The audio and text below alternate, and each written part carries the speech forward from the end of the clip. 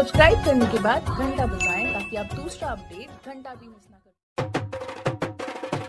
Music. मेरे पास जुनून है तभी तो तेरा गुरूर मेरे सामने चकनाचूर है। बादशाह हो या मालिक सलामी हम नहीं करते, पैसा हो या राजकुमारी गुलामी हम नहीं करते। 19 में तो हम थे ही, 20 में भी हम रहेंगे।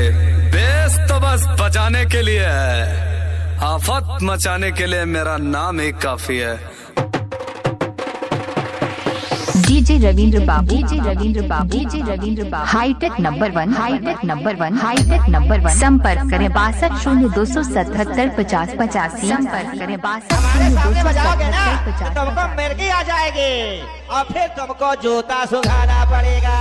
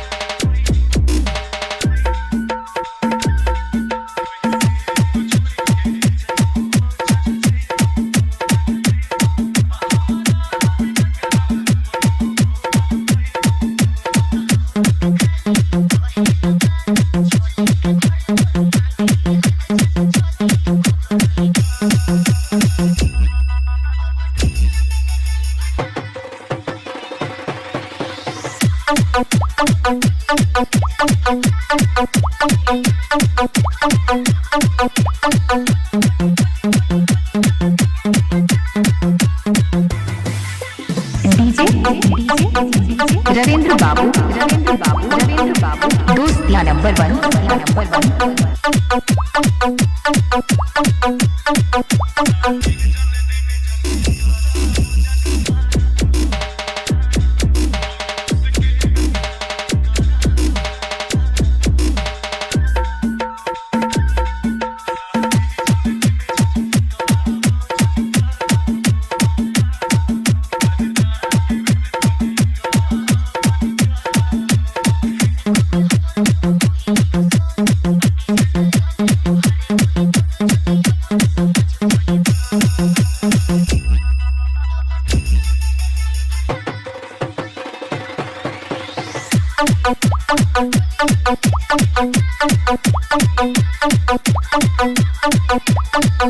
दोस्तियां नंबर 1, दोस्तियां नंबर 1, दोस्तियां नंबर 1।